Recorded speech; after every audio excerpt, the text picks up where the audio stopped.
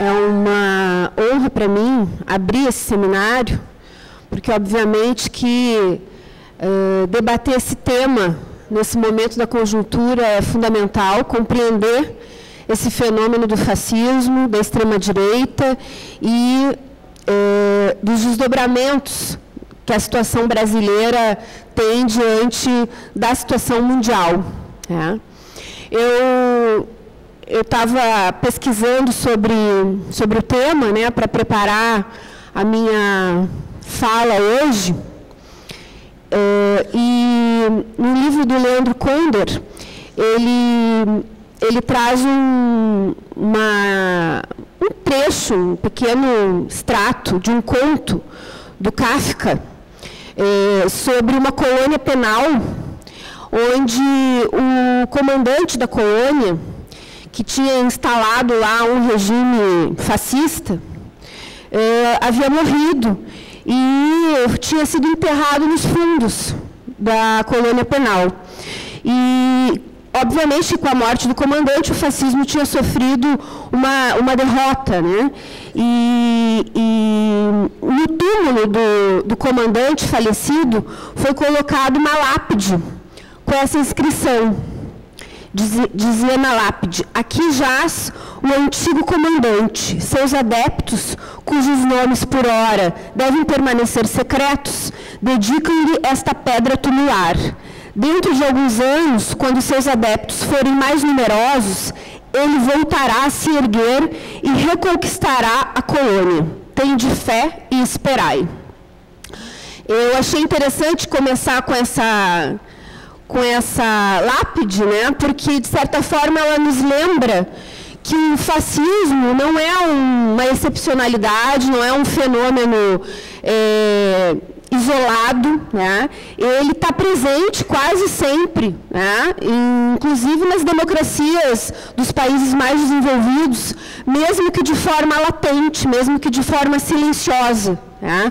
Sempre esperando para uma nova oportunidade de ressurgir. E a minha fala hoje vem trazer para vocês um pouco desse fenômeno mundial, que é o crescimento da extrema-direita, né?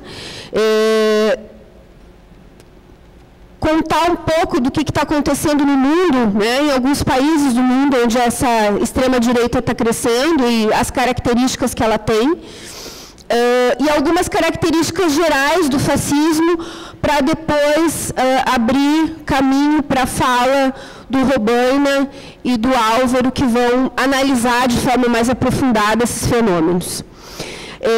Vocês se lembram do show, né, do Roger Waters, pelo mundo inteiro, onde ele fez dos seus shows um verdadeiro manifesto contra o fascismo e contra o crescimento da extrema-direita. E a ação dele acabou trazendo à tona, de forma mais intensa para todo mundo que prestou atenção naquele momento, esse crescimento, esse fenômeno que é o crescimento da extrema-direita, de um neofascismo no mundo inteiro. Tá? O Le Pen na França, né, a Le Pen na França, o Trump nos Estados Unidos, já são fenômenos mais conhecidos, né? Mas ele trouxe ali alguns nomes que a gente não está tão acostumado a ver nos noticiários e que são interessantes de se dar uma espiada, porque demonstram um padrão muito semelhante de características desses fenômenos de extrema-direita. Por exemplo, o Rodrigo Duterte, nas Filipinas, ele é um promotor que se elegeu prometendo acabar com as drogas. Ele incita a população a matar os viciados, entre aspas, né? E hoje já há cerca de 1.000 mortos por mês nas Filipinas, fruto dessa incitação feita pelo governo contra os drogados, né? Ele chegou, inclusive, a recomendar que o exército dispare contra a vagina das guerrilheiras, porque, afinal de contas, sendo mulheres, sem vagina, elas não servem mais para nada. Esse é o discurso, essa é a linha do Duterte nas Filipinas. Na Áustria, o Sebastian Kurz, que também está ali na projeção do show, ele é um jovem de 31 anos que se gaba de ter forçado a Merkel, né, a primeira-ministra da Alemanha, a reverter a sua política de refugiados ao ter promovido o fechamento da rota migratória dos Balcãs. As suas propostas são mais deportações e acampamentos para os migrantes na África ou em ilhas desabitadas.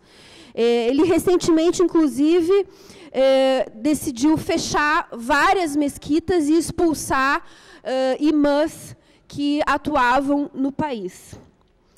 A Polônia, que também está aqui, é o partido Lei e Justiça, da extrema-direita, cujo projeto é criar um Estado forte em nome do nacionalismo polaco, em oposição aos valores liberais europeus.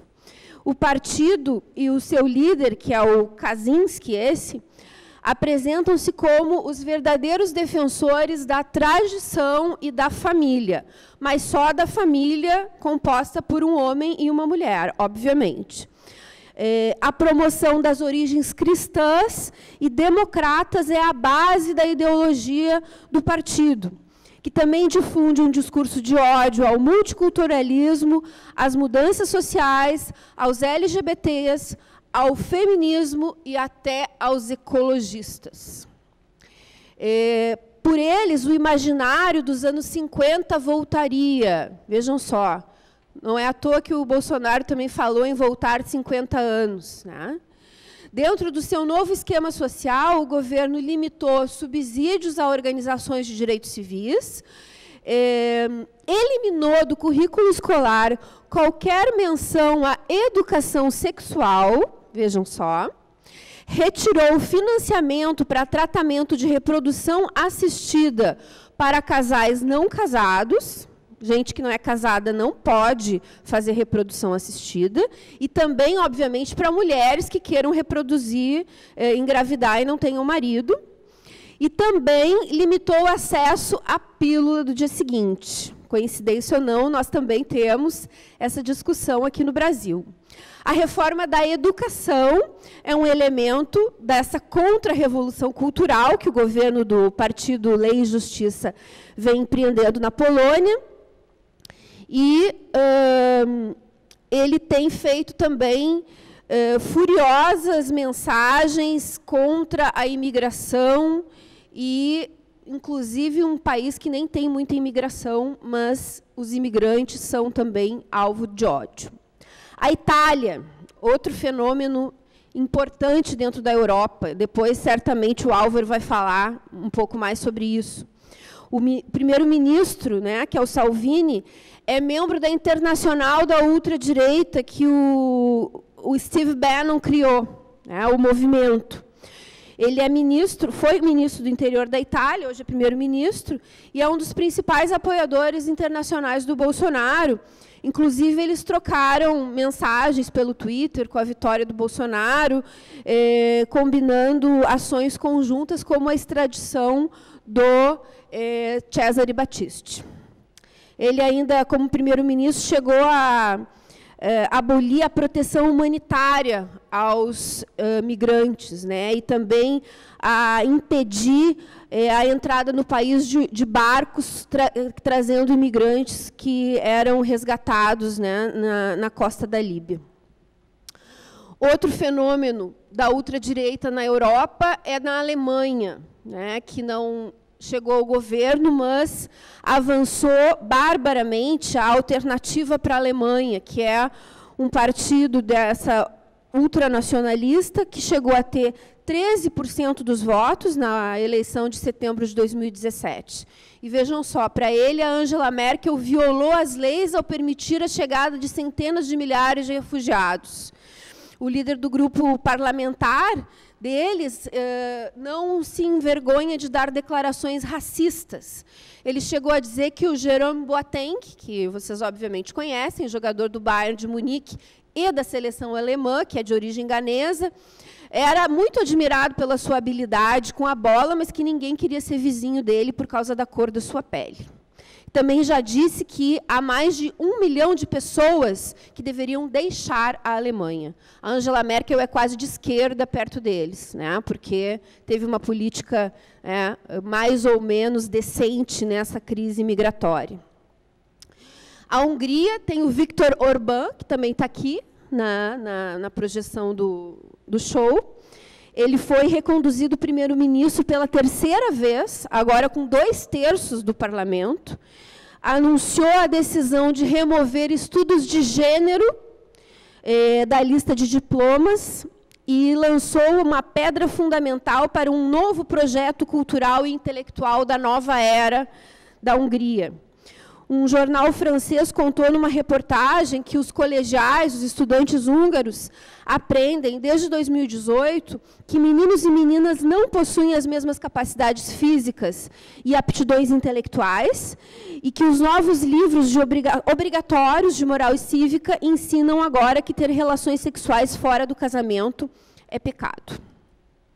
Então, eu trouxe um pouco desse aspecto comportamental, cultural, desses governos de extrema-direita, mas, obviamente, que, por trás desses fenômenos, existe uma situação econômica que, em alguma medida, explica ou facilita o desenvolvimento dessas alternativas de extrema-direita, né?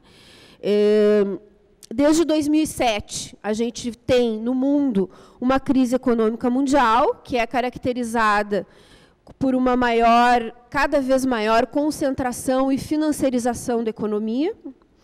Toda a economia mundial está dominada por pouquíssimas empresas, em geral, empresas sediadas nos países mais desenvolvidos. Alguns dados dessa concentração chocam.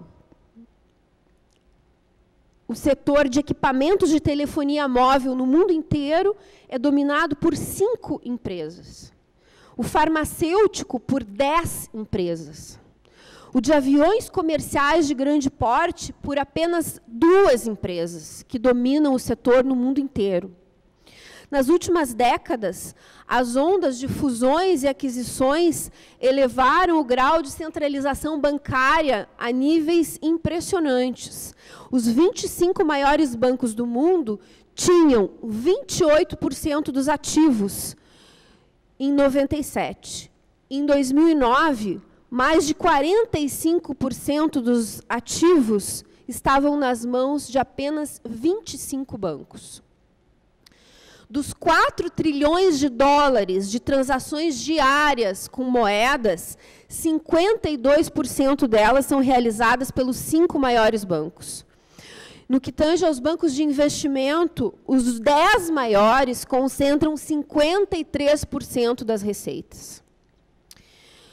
Os 10% mais ricos geram 80% das receitas dos bancos. Vejam que a centralização não é só bancária, a concentração não é só bancária, a concentração é de riqueza de quem tem dinheiro nos bancos também. Existem 43 mil empresas transnacionais e 36% delas detêm 95% das receitas. Vejam só. 43 mil empresas transnacionais, mas só 36% concentra a grande maioria das receitas. Quase 100%. Os 737 principais acionistas, instituições financeiras e fundos de investimento dos Estados Unidos e da União e da Inglaterra controlam 80% do valor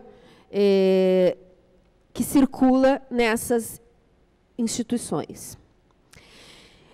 Então, pela concentração de poder econômico nas mãos do capital financeiro, ele acaba assumindo um papel fundamental nesse processo de conservação e atualização, segundo seus interesses, do próprio sistema capitalista. Para o capital financeiro, o sistema só pode ser salvo, do ponto de vista, obviamente, dos interesses do capital financeiro, mediante certas reformas que pudessem suprimir incômodos, né, entre aspas, remanescentes dessa fase anterior da livre competição. Então, essas medidas acentuam a concentração de capital, como a gente está vendo, nesses números todos, a concentração cada vez maior, e aprofundam essa interdependência dos monopólios, essa relação entre os monopólios e o Estado que atua a favor desses monopólios. Os economistas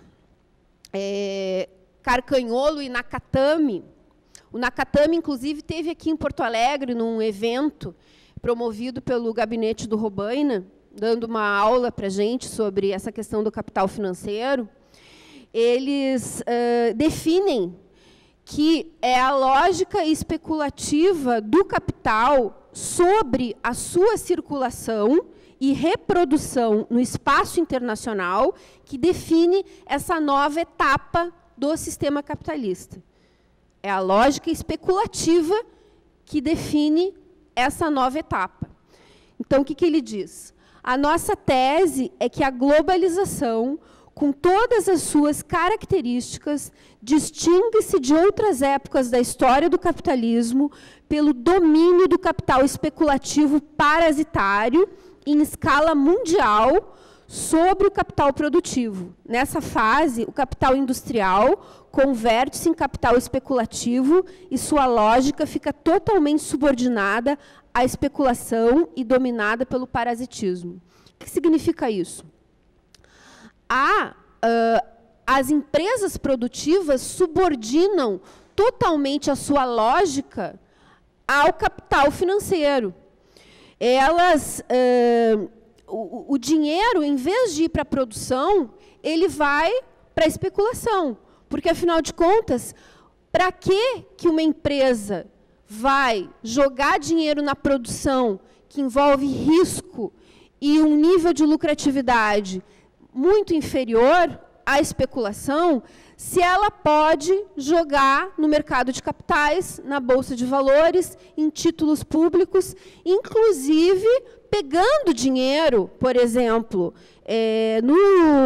no Japão, sem juros e investindo, entre aspas, né, especulando em Londres, por exemplo, a 7%, inclusive com cobertura para os investimentos na valorização do iene com a libra.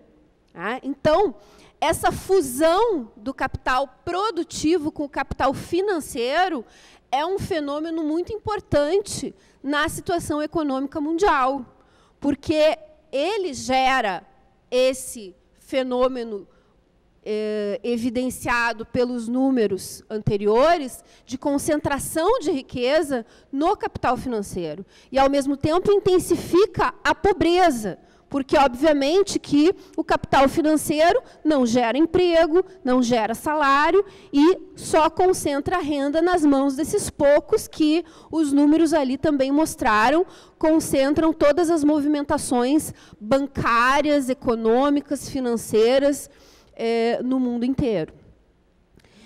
Isso tem consequências diretas na vida das pessoas, né? A desigualdade também tem aumentado brutalmente.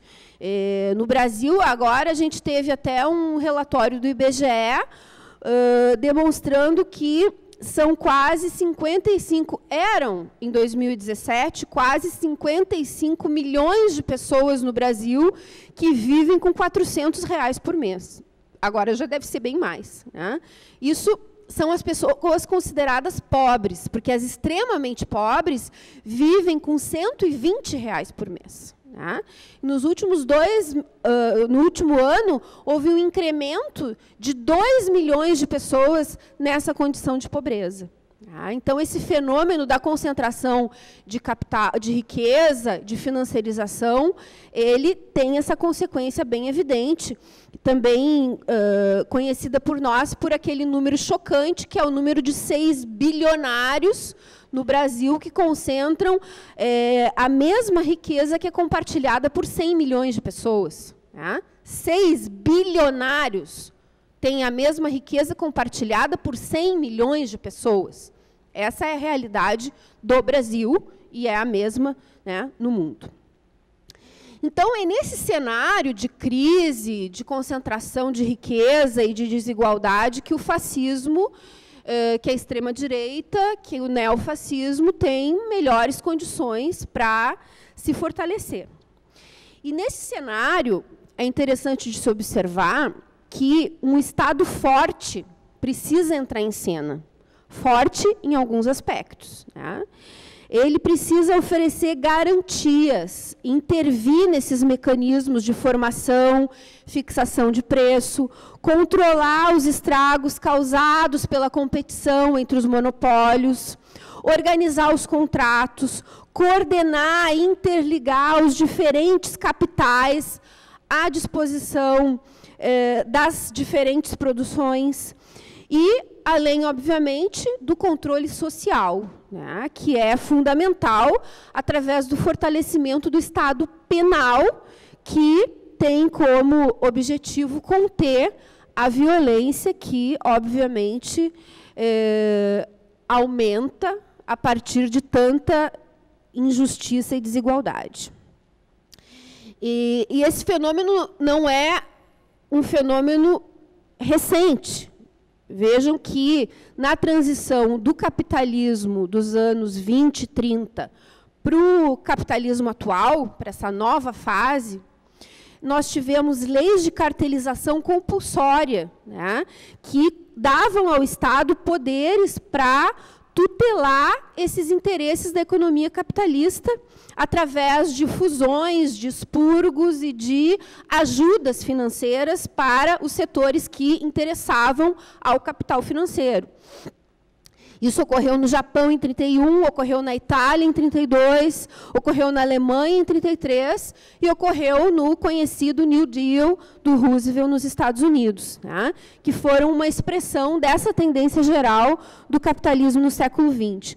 O sistema percebe que não funciona espontaneamente bem, né, bem sempre pensando do ponto de vista dos interesses do capital, né, e passa, então, a depender cada vez mais do Estado e da sua intervenção na economia para garantir esse funcionamento de acordo com os interesses dessa minoria, né, desse 1%, como a gente sempre fala, que controlam a economia mundial. O economista norte-americano John Kenneth Galbraith, que faleceu em 2006, ele já falava sobre isso, né, demonstrando que o dinheiro proveniente dos órgãos públicos constituía cerca de 8% da atividade econômica global dos Estados Unidos em 29. Vejam só, dinheiro público constituía 8% da economia dos Estados Unidos em 29. Mas, no início do século XX, já estava em 20%, 20% a 25%. Né? Então, mostrando também o papel do dinheiro público, do Estado, nessa transação toda da financiarização econômica e da concentração de riqueza. Então, o ascenso do fascismo, essa é uma citação do Leandro Konder, não está ali o nome dele, mas é dele essa citação. O ascenso do fascismo é a expressão da grave crise social do capitalismo na sua fase imperialista. Então, quanto mais importante se torna o controle do Estado, mais os capitalistas são levados a lutar para limpá-lo das incrustações democráticas, empenhando-o cada vez mais radicalmente em funções repressivas e antipopulares. Daí a tentação do fascismo. Acho que é do Mandel essa frase, eu me enganei. O que ele está dizendo aqui? à medida em que o Estado se torna tão importante em todo esse controle da economia mundial, é preciso que este Estado esteja limpo de qualquer incrustação, de qualquer espaço democrático. É preciso que ele esteja fortemente controlado por esses aos quais ele vai tutelar os interesses. Tá? E a tentação do fascismo nasce daí. Já estou avançada no tempo. Então, essa crise do capitalismo, ela é uma crise de reprodução do capital, que significa uma impossibilidade do capital seguir acumulando nas condições de livre concorrência da economia mundial, devido a nível salarial, devido ao nível de produtividade no trabalho, devido às dificuldades de acesso a matérias-primas e aos mercados dos produtos, e a função histórica da tomada do poder pelo fascismo é justamente a alteração pela força dessas condições de reprodução do capital a favor dos grupos decisivos do capital monopolista, do capital financiarizado. Então, à medida em que o capitalismo não funciona de acordo com os interesses dos seus controladores, no caso, o capital financeiro, é preciso impor medidas que façam com que ele funcione melhor. Que medidas são essas? Diminuir o nível salarial, aumentar a jornada de trabalho, aumentar a produtividade, diminuir direitos sociais.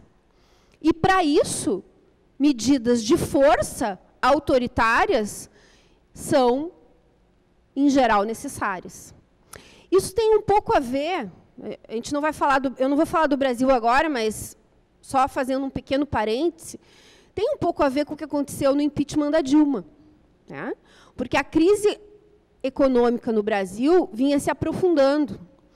E o PT, e o governo Dilma, não tinha condições políticas de impor os ataques que eram necessários para que os interesses do capital fossem assegurados nesse processo de reprodução. Então, era preciso remover do poder um partido que não estava conseguindo, mesmo que tentasse, porque vejam que a Dilma nomeou Joaquim Levy, né? Ela tentou, mas ela não tinha mais força. Tem a ver com junho de 2013, tem a ver com várias coisas que ocorreram no Brasil. Né? Então, remover a Dilma era uma necessidade do capital para impor os ataques. E o papel do Temer era esse. Ele conseguiu, em alguma medida, fez a reforma trabalhista, por exemplo, que foi fundamental, né? Desregulamentando mais as relações trabalhistas e aumentando o grau de exploração do trabalho.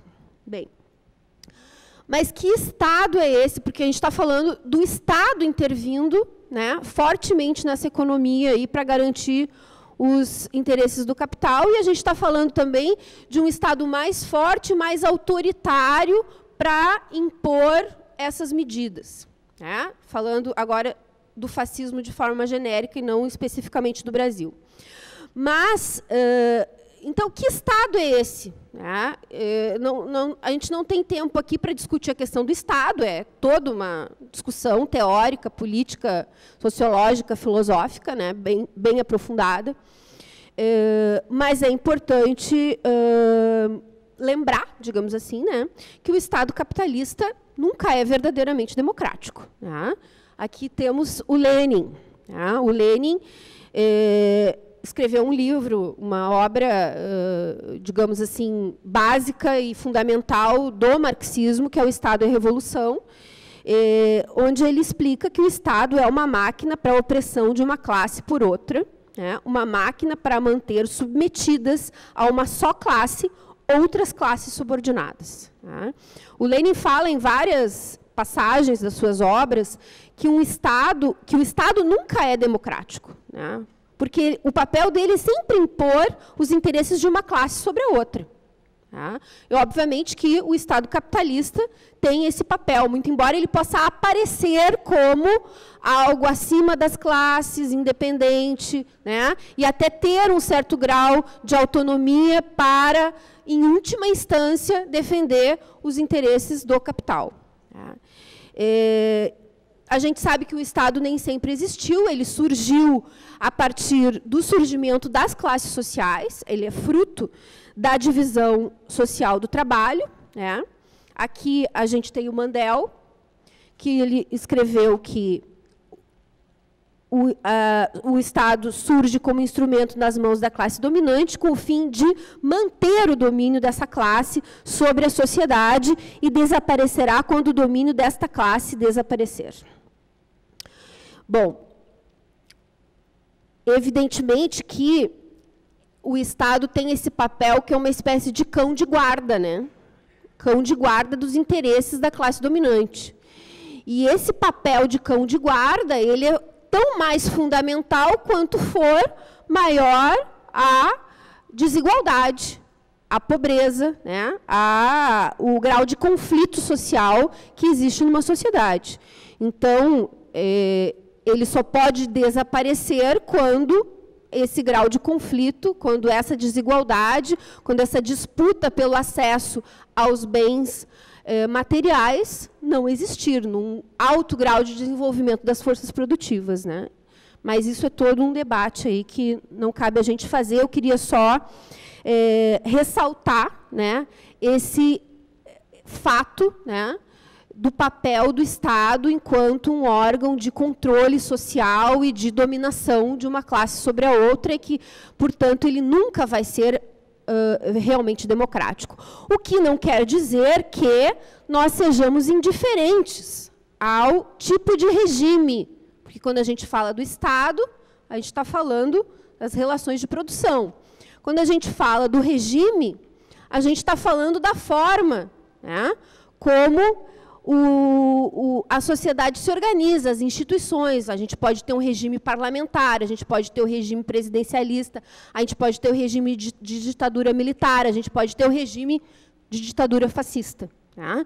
Então, para nós, para o povo, para a classe trabalhadora, e muito embora a gente saiba que o Estado nunca é, em última instância, verdadeiramente democrático, nós não somos indiferentes a como se organizam essas relações e exigimos, né, democracia, liberdades democráticas.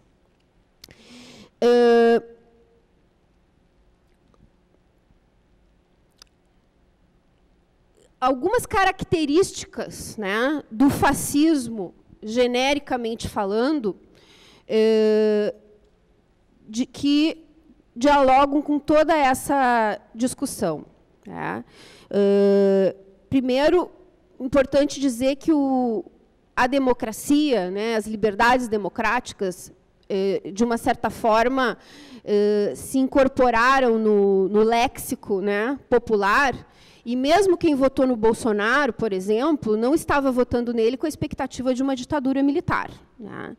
Então, o fascismo atual, ele dificilmente se diz antidemocrático.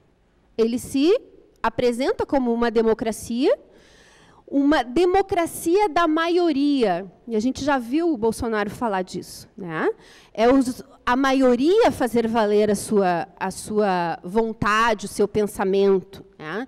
Então, eles se apegam a esse conceito de democracia como a vontade da maioria. Mas esquecem que, dentro desse próprio conceito liberal de democracia, como o governo da maioria, e da maioria a gente sabe eleitoral, que não é necessariamente uma maioria real, existe também a garantia dos direitos das minorias. Tá? E aí, essa parte, a política fascista vai obliterar completamente, porque é o esmagamento das minorias, que muitas vezes nem são tão minoritárias. Né?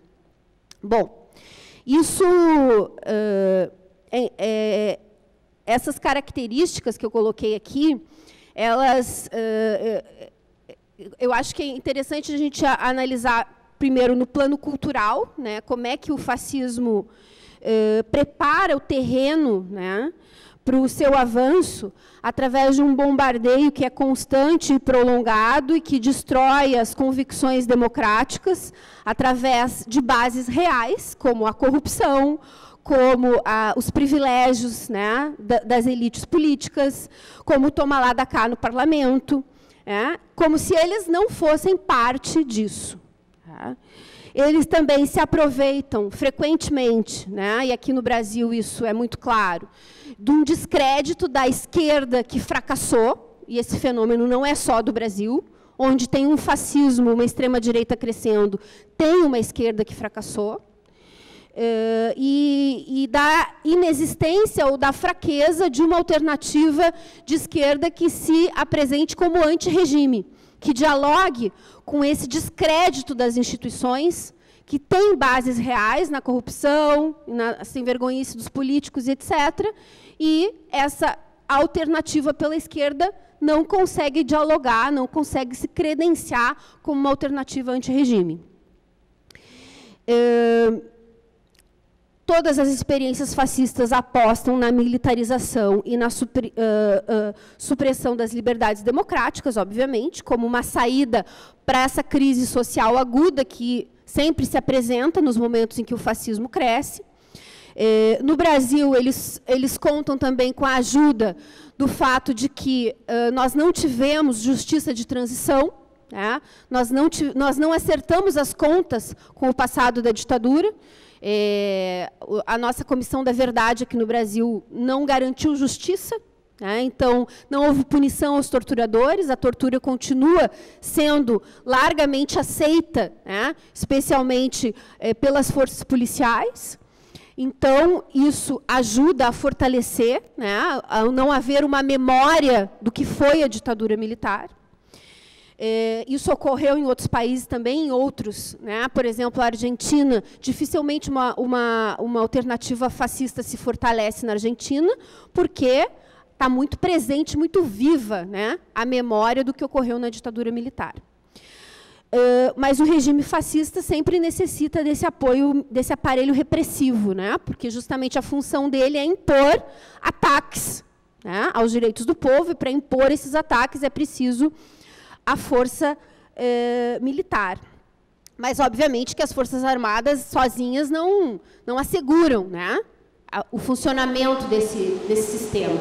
É preciso ter algum grau de hegemonia cultural também, né? E aí entram as questões comportamentais, culturais, que a gente falou antes, sobre ideologia de gênero, sobre LGBTs, sobre feminismo, que dialogam com os setores mais atrasados da sociedade e com aqueles que, digamos assim, entre aspas, se incomodam, né, com o avanço das liberdades democráticas, dos direitos civis, e o fascismo se aproveita desse sentimento para ganhar também hegemonia social.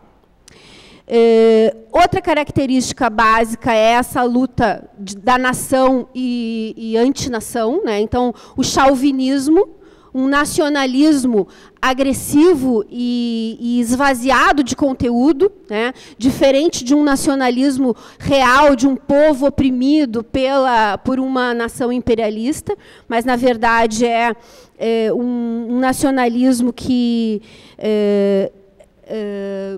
é autoritário e que é antipopular e que esmaga qualquer tentativa de mobilização, tá? E que é extremamente agressivo contra a humanidade que não seja da sua nação, tá? Então, é diferente de um nacionalismo autêntico de um povo que luta contra uma opressão, por exemplo, na Catalunha, né? Embora esse intercâmbio entre o nacionalismo e o chauvinismo também exista. O Gramsci chegou a escrever, né, que o fato característico do fascismo é que, pela primeira vez, ele constituiu uma organização de massa da pequena burguesia. Tá? Então, essa é outra característica importante. a base social do fascismo é uma base essencialmente pequeno-burguesa, muito embora os interesses de classe que ele representa não sejam os interesses da pequena burguesia. Mas a pequena burguesia, historicamente, é uma classe que oscila entre a esquerda e a direita, entre os interesses da burguesia e os interesses da classe trabalhadora, conforme a situação, né? E, no caso do fascismo, é justamente o momento em que ele consegue organizar essa pequena burguesia para defender os interesses do grande capital. Uma base popular, né, para defender os interesses do capital. Por fim, outra característica interessante que a gente vê que se repete hoje é o uso intensivo da propaganda, né? Quando o fascismo surgiu, ele surgiu com uma propaganda agressiva, colocando os direitos da maioria contra as minorias, e serviu para, através de uma agitação, né, onde o rádio teve um papel fundamental, e hoje são as redes sociais, uma agitação de soluções fáceis para os problemas mais complexos. Né? Então, como aqui no Brasil, vamos se armar que a gente vai resolver a violência. Né? Então, ele não tem uma elaboração teórica aprofundada, ele tem uma elaboração simplificada para apresentar soluções rápidas para os problemas mais complexos. E essa propaganda, em geral, ela recebe investimentos brutais do grande capital, né? do nazismo, tanto do fascismo. As empresas, as grandes empresas, financiaram, né, a propaganda deles, assim como agora também foram empresas que financiaram a propaganda do Bolsonaro. Por fim, então, aqui eu trouxe uma definição geral que o Leandro Konder, essa assim do Leandro Konder, é um movimento chauvinista, antiliberal, antidemocrático, antissocialista, antioperário. Seu crescimento num país pressupõe condições históricas especiais, uma preparação reacionária que tenha sido capaz de minar as bases das forças potencialmente antifascistas, enfraquecendo-lhes a influência junto às massas, pressupõe também as condições da chamada sociedade de massas de consumo dirigido, que é essa parte da propaganda, bem como a existência de um certo nível de fusão do capital bancário com o industrial, isto é, a existência do capital financeiro. Tá? O resumo do Leandro Konder sobre as características do fascismo. E, para encerrar, já que o meu tempo se esgotou, uma última citação de um economista inglês, crítico do imperialismo, inspirador do Keynes também, que também dizia a mesma coisa, a ligação profunda entre a intervenção crescente do Estado capitalista na economia e a política necessariamente antidemocrática, que deve preservar essa ação estatal contra interferências populares. Então, isso aqui foi escrito em 1902. Tá? E ele dizia assim, uma democracia política na qual os interesses e a vontade de todo o povo controlassem os poderes do conjunto do Estado, se oporia ativamente ao processo global do imperialismo. Semelhante democracia aprendeu agora de que a igualdade econômica substancial na renda e na propriedade é essencial para ela funcionar.